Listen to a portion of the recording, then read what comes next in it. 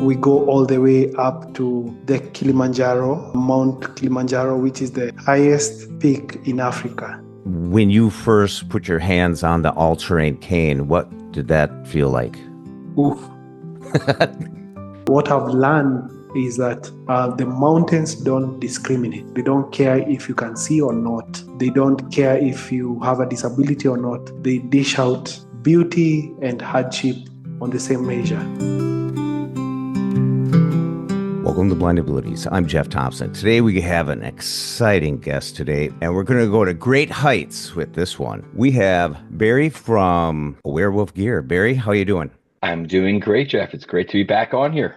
Well, thank you so much for introducing me to Julius. I went on and checked him out on the internet, and wow, I just went into this. I don't want to call it a rabbit hole, but it was just in depth. And I was trying to find something about hiking, and it was like, he is so versatile on different things and different ambitions and stuff. Great find there, Barry. Absolutely. And I will tell you that the way we at Awarewolf Gear got connected with Julius is a whole story in itself. And we are just truly fortunate to be able to forge this relationship with Julius, to be able to bring him here to Blindabilities, to share his story, to share his accomplishment and everything that he's doing on a global level is just truly, truly incredible. So again, we're just grateful to have Julius here with us today, to be part of this, to be on Blindabilities, making his debut appearance. And I think we should just, jump right in here and get the show going. And founder of Awarewolf Gear, we have Dave Epstein. Dave, how are you doing? Jeff, good morning. So great to be back with you. You got a great show, great personalities. I'm just super excited to always share the airwaves with you. This is awesome. And our special guest today is Julius Mbura. Julius, welcome to Blindabilities. Thank you, Jeff. Pleasure to be here. I'm so excited for this episode, and I appreciate bringing me onto the airwaves and sharing my story as it is. As I was saying and mentioning earlier, all the different levels that anybody could meet you and have a topic, and you've probably done something in it, from cars to climbing mountains. Why don't you tell us a little bit? Oh, and citing poetry and writings. Here's one from you. It's Valentine's is not just a day; it's a lifetime. Is that right? Is that close? Yeah, that's good enough. Good enough. Okay. I'll fix it in editing if I screwed it up, but it was just so great to listen. Yeah. Tell us a little bit about Heights Unseen. Yeah. Thank you, Jeff. So Heights Unseen, it is a crazy idea of getting to heights that I haven't seen myself, people haven't seen, and they get to see through my eyes and my experience. And it's a hiking journey. And we started this on a very humble altitude of, I think, 1,500 meters above sea level on Ngong Hills, which is in Kenya. And we go all the way up to the Kilimanjaro, Mount Kilimanjaro, which is the highest peak in Africa. So in between, we did 5 more heights. From Ngong Hills, we went to Longonot, which is a mountain with a crater. And then we went to a place called Embodies. And we did 3 peaks, starting with Kipipiri. The names might be a bit tough for you guys, but Mount Kipipiri, Elephant Hill, and then Satima, which is the 3rd highest point in Kenya. And then we did ultimately Mount Kenya, which is the highest peak in Kenya. But we did the 3rd highest peak, which is Lenana Peak, because the highest one is Batian. And Batian, it's very technical. It stands at 5,199 meters above sea level. And that is rock climbing, essentially. So from Mount Kenya, we crossed over to Tanzania and we climbed Mount Kilimanjaro, which is the highest in Africa. And it stands over 5,000 meters above sea level, which is like 19,000 feet. The whole journey for Heights Unseen is to show not only persons with disabilities, but also the able-bodied, that we have no limitations, and also as a fundraiser to raise money to buy 4,000 white canes that will be distributed across Kenya. So along the journey, there was a lot of uncertainties. I had a team of 5 people, and we were documenting. We've documented Heights Unseen as a documentary that will come out later this year. And happy to actually put it here that the first trailer is in the works. It should be out by next week, Tuesday. Julius, along your journey of blindness, you've had a lot of trials and tribulations, and you speak about looking through a new lens. Can you explain that? Yeah, thank you, Jeff. So I was born sighted, actually. I have lost my sight twice. And the first time I was 10 years, and I have a rare condition called retinitis pigmentosa, which is a medical condition. And my body sort of like fought back, and I regained a bit of my sight. But by this time, I was in a school for the blind, and I was being taught Braille, moving with a mobility white cane. And this is back in 2002. I was then severely low vision up until 2019 when I lost it again. So a better part of my life, I've been low vision. I was having vision of around 1 meter, which was allowing me to move around and do a few things. But again, I had been diagnosed with a very rare strain of retinitis pigmentosa. So in 2014, I went for extensive reviews, and the doctors told me the way my condition is acting up, I might lose my sight again. So I prepared myself. From 2014, I basically went after everything I'm passionate about to make sure that I don't waste the little sight that I had, and also to tap into everything that I love, everything that I had put on the shelf, like driving, riding motorbikes, skating, all these things. I started picking one by one. My love for cars, spoken word poetry, hiking, breakdancing, and everything that I was curious about, like cooking. And I was just trying to create a premise for my independence and to just be at a vantage point in case I lost it again, because we didn't know when, we didn't know how, actually, like how I'd lose it again or how it would manifest. So I was just trying to maximize on the little sight that I had to fully immerse myself and experience the world without limitations. So at this time, I'm in university, what you call college, and I'm pursuing law as a degree. And my pull towards law was so that I can lobby for change and influence for implementation of laws that have been set down to actually ensure that persons with disabilities in Kenya are well catered for and they have their own rights. So when I was getting into university, I knew for a fact I wanted to get into advocacy of disability rights and to amplify on what I can do and what persons with disabilities are doing to set themselves apart, to break the barriers and show the world that, the narrative that has been there for the longest time is not the same, because we are more than capable. We are not defined by our disabilities. And sure enough, in 2019, when I lost my sight again, it was more of a readjustment to the new reality. It wasn't like a disruption. And that's when I realized I needed to push more and go out there and just go after everything that I love. And that's how I started the Julius Supercharge. I think later on in 2020, this is during COVID, and we are trying to figure out what we can do. We have so much time on our hands. And I realized my passion for cars goes beyond just talking about the cars. I need to show people and make them appreciate cars from a different dimension. And that's how I started, reviewing cars by touch and feel, just by touching different body panels. And it took a lot for me to get there and to actually, stand out in the automotive scene. Yes. So what led you to hiking and getting on the mountains, and how did you get connected up with Awarewolf Gear? Nice. So hiking, I've been an outdoorsy person. I feel great when I'm out in nature, and trying to absorb everything by the other senses that I have. But if you interact with blind people enough, you realize that we take in the world through touch, through smell, through immersion in real time and space, and also in tactile. And it's all these things that make sense. Hearing, all these senses that we have, and we tap into all these senses. And I was like, how best can I show people through a journey? Because in 2023, I I had a white cane drive, which was more of people coming together and raising funds to buy white canes.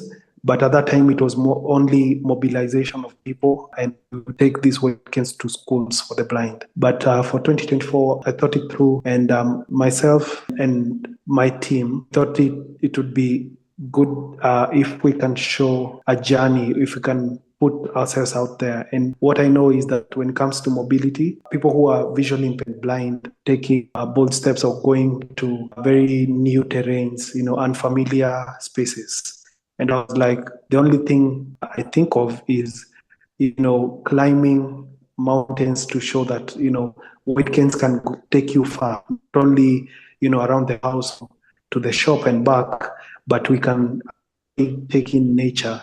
And the way I looked at it was that it's not common for you to hear a person who's blind going to the lengths of Mount Kenya or Mount Kilimanjaro. And the last time it had been done, especially for Mount Kilimanjaro, was in 1969 when 7 blind climbers went to the top of Kilimanjaro using 4 guides. And this is a vision of John Wilson, who founded Sight Savers. So I was like, it's long overdue. And I feel like my journey through the different peaks, through the practicing and trying to find the right gear would take me and take people also through this unfamiliar terrain together. And when I came back because I had traveled to the US, when I came back from my travels, Mandela Washington Fellowship, I told my friends, a couple of my friends, about my plan and my goals. And that's where these great friends of mine, they're called Senses Hub. Celestine from Senses Hub reached out and she was like, I think I have the right white cane for you. And that's how she introduced the Awarewolf All-Terrain Cane. And from that moment, it was bliss. I mean, I've taken the white cane to the peak of Kilimanjaro, and it's not broken to this moment. Oh, wow. Yeah, so that's how I got introduced to Dave and Barry, and we've been connected from that time. How's that feel, Dave? Top of Kilimanjaro. The photo of him next to the sign and the all-terrain cane is my home screen. Jeff, I never imagined where we would be today here now. I developed this ATC, the all-terrain cane, for me so I can hike and stay active. Julius comes along and it says, thanks for the cane. Now let me show you what it can do. He ran with it. I mean, proud is just not the word. He showed us what's possible. And again, all hats off to Julius. Couldn't be prouder. He showed me up in a great, great way. Thank you, brother. Thank you. Thank you. Barry, when you knew that the cane was headed up to Kilimanjaro, what did you think? So I want to take a step back and what Julius was, we asked Julius how we got connected. We had sent a handful of demo units out to Nairobi.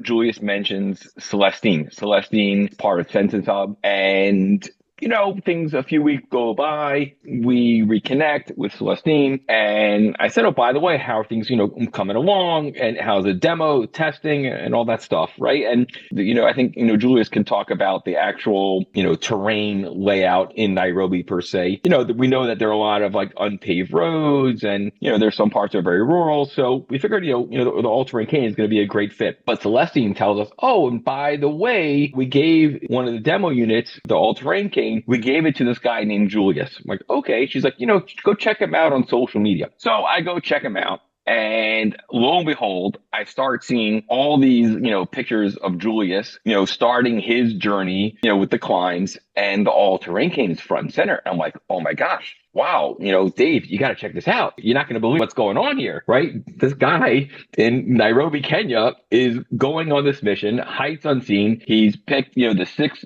peaks across, Kenya, going to go over Kilimanjaro, and he's taking the all-terrain cane along with him for the ride. And I think that we see and we hear so many stories that come in to Awarewolf, how our, gear, the all-terrain cane or the Urban Explorer, how these are tools, right, for the community, how they play a role, and to have and to know that Julius has the all-terrain cane with him and is going on this incredible, we'll call it once in a lifetime journey. It's one of these priceless moments where being on the front line, where we know that we've given Julius this tool to go out and play a role in accomplishing his goal. And I think it's very hard to, to express it. It's a tremendous satisfaction feeling, a level of joy that Julius can go out there and complete this with the all-terrain cane. And it's hard to put it into words because it's such a tremendous feeling of gratitude and being humble that this can actually,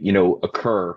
And, who would think that someone who is blind can go up to Kilimanjaro and successfully make this happen? It's just, again, it's unbelievable. So you can hear it by words. It just the amount of joy. I'm trying to find other words, but it's joy. It's pure bliss. Julius, I know I don't know personally, but I'm sure choosing your equipment to ascend these mountains. Yeah. When you first put your hands on the all-terrain cane, what did that feel like? Oof. So I went to meet Celestine to actually feel the cane, and I had no idea what kind of white cane she was giving me. The moment she handed me the white cane, I think it only took like 10 seconds for me to say, yes, this is the one for heights unseen. Because, I mean, the feel, how stable it is, and then I tried pulling on the joints, and I could feel it's a different material, the cord that runs through the shaft, and it's stainless steel. I could tell that from, pulling on the cord, and how heavy the cane feels, how durable it feels, and also, as a matter of fact, this has been a lifesaver because you can adjust the height of the cane. So and I didn't know how much of a lifesaver this is until I went to the trails and I could shorten the height and feel the close proximity of rocks. And especially when you're doing the steep climbs, you don't need your cane too lengthy. And, the fact that I can just shrink it and pull it up whenever I need. Oof. And then the roller tip and how everything works together to just bring the communication back to my hand, and I can tell exactly where I'm about to step and how I'm about to take that step to the next and the next height. I mean, this was like God sent because I didn't have a plan. I had just my normal white cane that would have broken actually, because I remember I was talking to my team and I was like, if I didn't have the all-terrain cane, trust you me, I'd have gone through like 5 canes before getting to Kilimanjaro. Like 4 instances where I was having I remember on Elephant Hill, I got a runner's knee and it was difficult coming down the mountain because I needed to balance on, and I couldn't use the hiking poles together with the white cane. And I was like, I'll just trust to all my weight to the all-terrain, and it helped me all the way down, Yeah, I was telling Barry and Dave, the roller tip it's disfigured because of how it's taken the heat, and it's no longer round. It's actually some weird shape. Yeah. We told Julius to make sure it's up on the wall, it's framed. We sent him a new all-terrain cane as a backup. It's a first, for an all-terrain cane to go through this endurance and this adventure and to go up to such a high level. I said we gotta put away. We gotta put it in one of those clear acrylic cases, humidifier and everything. Right? We gotta make sure it's protected. True. Right. So, Dave, what made you decide to send your canes around the world? Oh my goodness, they're life changers. For me, it's the difference between being active and being where I want to be and sitting on the couch watching Flintstones reruns. It's a quality of life issue. And there was one day where I was walking on a beach with a prototype. It was just a prototype, and I was in one of my great moods. Nobody understood me, the blind guy, all alone. I ended up blowing a gasket on the other side of the beach saying, I'm so tired of being the only blind guy on the beach. What's the big deal? All we need are the right tools. And I'm, in my mind, I'm jumping up and down, screaming, all we need are the right tools. And I've got the prototype of the ATC in my hand. That's the moment where I realized, look, it's not about me. I've got a community to take hiking, to take to the beaches, to the Grand Dudes playground. We get to experience everything that the sighted community does. We just need a different tool. So it was really out of selfishness and out of, I'm tired of being alone out there in the wilderness. That was my motivation, my driving force. And Julius comes along and grabs the torch and runs with it. So it's quality of life. Nobody sticks baby in a corner. It's, we got this. Mm-hmm. Julius, climbing these heights and model and all your enthusiasm about automobiles, your advocacy work and all that, you had a couple quotes. You don't get in life what you want, you get who you are. Yeah. I thought that was really good. I thought it was awesome. There's another one that you have is you are your own driving engine and you are your own brakes. Yeah.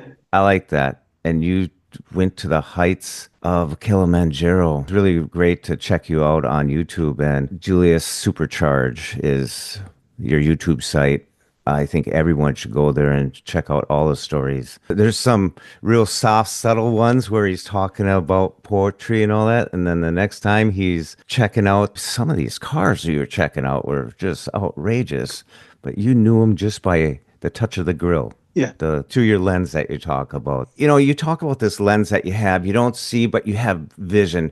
And then there's so many other biological things that you can touch and feel. How does Kilimanjaro feel to you? What's your vision of it today? When I started hearing about Kilimanjaro, of course, we were taught in school history, and all along people have been talking about it as if it's a unicorn, and it has these great stories of heritage, and actually it flows over to Kenya. So I was like, I am sure on this list, Kilimanjaro will be the hardest. And I had not contemplated how hard it would be. And I don't think anyone can prepare for how hard or how difficult the climb would be until you're there. So we summited and came down in 6 days. So it's 6 days of being in the mountains. It's 6 days of, waking up every day, knowing that I'm not doing anything else. I'm just walking. It's one step at a time until I get to the next point and the next point. But the summit push was the hardest for me. This is the first mountain that made me cry. And what I've learned is that the mountains don't discriminate. They don't care if you can see or not. They don't care if you have a disability or not. They dish out beauty and hardship on the same measure. So being on Kilimanjaro, on that summit push, I remember I was battling 5 different pains, starting with my lower back and my waist and my feet. I couldn't feel my toes. At some point, I had severe headaches and dizziness, nausea. But all through this, it got to a point where I had to question myself, am I really doing this for heights unseen, or am I doing this for what I've set forth for me? And it stopped being about the project, stopped being about heights unseen. It became more about me and the mental fight that needed to get me to the peak. And I remember it got to a place where, because I even fainted on the trails. At some point, my manager was contemplating, should we take him down? And it was more of a conflict. We know he wants to get to the top. And my distraction was, I need to pee, guys, I need to pee.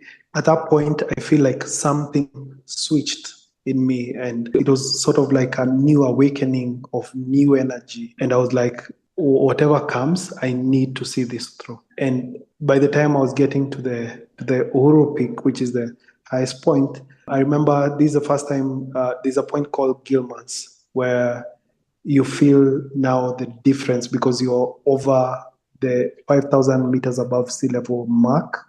And this is below 0 degrees. And this is the first time feeling snow and having to interact with ice.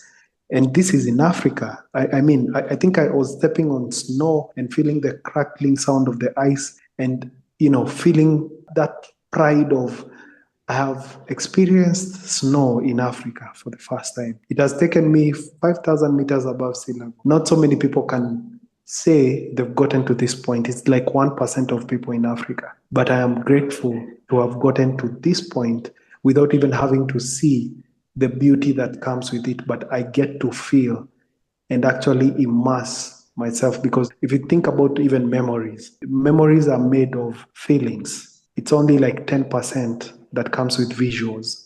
I can't really put it in words being on the peak of Kilimanjaro, but the feeling that comes with that, it changes you completely. I feel like I came down a different man. I came down with a different mission. And I feel like even my vision in the next 5 years got shaped by the person I met on the mountain, because you meet different versions of yourself. On that point, I was giving up. I was quitting. I remember I was even shouting at my guides. It's that realization. And I feel like most people are afraid of confronting the inner self because they are afraid of who will come out after that. And I feel like it's a gift that came to me while on the trails, and I got to meet another.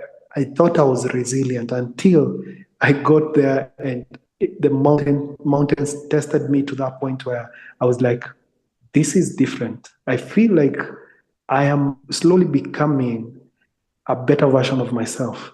And that is what Kilimanjaro does to you. Wow. Reminds me of that title that you have, I See Beyond My Blindness. Yeah. That's neat. I got the chills. I'm from Minnesota, so me and snow are like, I know what you mean, but for the first time, there's snow, there's ice, there's 0 degrees. Yeah. Wow. And you accept those challenges. That's awesome. Yeah. And I think that's a representation of life, when you think about blindness and the kind of disabilities we have, most of the time we think of the challenges that come with it. But I feel like most people will cage themselves not to experience life in full, because they feel like there are too many challenges, there are too many variables, there's the unknown, and they're afraid of getting to the other side because they feel like, oh, my disability will limit me in this way or that way. But I feel like going over and above and going beyond these challenges, they make us who we are. And that's why it really matters what we do, how we take on these adversities that are thrown by life to us, and how we decide to deal with them. That really matters.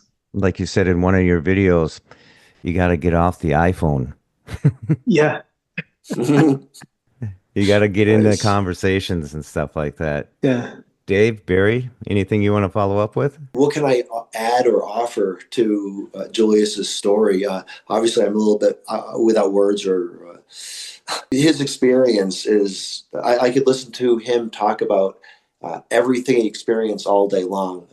The pains, the conquering of the challenges and the hurdles. And he really showed us what's possible. And I can leave it at that. Thank you, Dave. Jeff, I've had the great opportunity to come on Blind Abilities in the past and share, breaking news and just share updates. And obviously here today, sharing this incredible journey about Julius's story. I want to go ahead and officially announce that we are appointing Julius as a global ambassador for Awarewolf. Wow.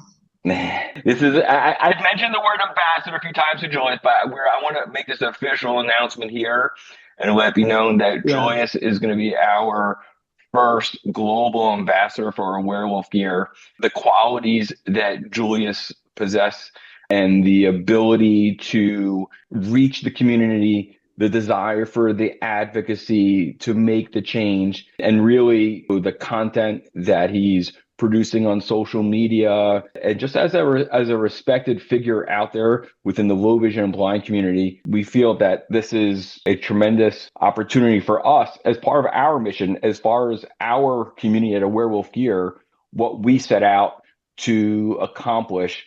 Yes, the canes are tools, but we are also about breaking down those barriers, going out there and making sure people are empowered to accomplish. And Julius, you check all the boxes. So this is a truly tremendous moment, and we're excited, and we're looking forward to doing some great work together to really elevate and send the message out there. You can go out there and you can accomplish whatever you want to do. You just have to take that first step, put your mind to it, and you're going to make it happen. So thank you for sharing your story and being part of this journey and allowing us to be a part of it. I hope one day that myself and Dave we will make it out to Kenya. You will take us back to Kilimanjaro. Hopefully you're gonna say you're gonna join us up for the climb. But no, it's truly an honor to have you on board and really represent our brand for us. I'm humbled. Oof. With that announcement, I also want to share with everyone out there a couple of things.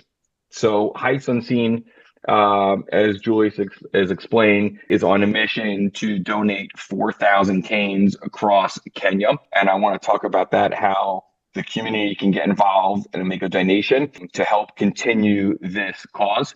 I also want to let everyone know that on awarewolfgear.com, we are launching a new landing page about Julius, about his story, and about Julius being a global ambassador for us. So you can check out awarewolfgear.com/ambassadors. You will find also in the footer under community ambassadors. You can click on that link and we're going to have some additional content there as well. And really excited, just again, really humbled to have this opportunity to share with the world the accomplishments that Julius is getting done, and proud to be along for this ride. I'm looking over here. I reached over and there's my all-terrain cane, and I'm thinking, what are we doing? Yeah, that Kane's brother went to Kilimanjaro, and I got to get out there, Julius. Yeah, Jeff, your ATC is awfully clean and shiny. Yeah, Julius, I bet yours is not as clean or shiny anymore. Nice. Yeah, I actually nicknamed it Wolverine. Wolverine. Like the beast. Wolverine. Yeah. That's going to be in the museum. Oh, goodness. It is. Yeah. No, it definitely is. Julius, let's go ahead and share with everyone where they can learn more about Heights Unseen, learn more about Julius. Yes, so guys can go to a website that has all the information about Heights Unseen and what's coming and how to contact and even how to get in touch with us. So the website is jmbura.com. Spell it out for everyone. Yeah, so it's jmbura.com. jmbura.com. So on the website, you'll find everything about Heights Unseen, how you can contribute, and different packages, and even how you can get involved with the documentary that is ongoing. And you can write to us. Our email is julius@reca.co.ke. So that's julius@reca.co.ke. That email will come straight to me, and you can now go to my socials, which is starting with YouTube, Julio Supercharge. Julio is Julio. I know it's Spanish Julio. So Julio Supercharge. Facebook, the same, Julio Supercharge. Instagram, TikTok, and X, you look for @JSupercharge. So it's @JSUPERCHARGE. So J, just the letter J, and Supercharge, one word, @JSupercharge. And LinkedIn, it's Julius Mbura. Julius, and then Mbura is MBURA. Yes, that's how you get in touch. Well, thank you, Barry. Thank you, Dave, for introducing us all to Julius. And Julius, thank you for all you're doing for the advocacy for everyone who comes in contact you or visit your page. I'll put all these links in the show notes so they too can experience a little bit of Julius Supercharge. Yeah. So thank you all. Thank you so much, Jeff. Thank you so much, Jeff. Julius crushed it. Awesome. Thank you. Thank you, guys. For more podcasts with the blindness perspective, check us out on the web at www.blindabilities.com, on Twitter @blindabilities, and download the free Blind Abilities app from the App Store. That's 2 words, Blind Abilities. And if you want to leave some feedback, give us some suggestions, give us a call at 612-367-6093. We'd love to hear from you. I want to thank you for listening, and until next time, bye-bye.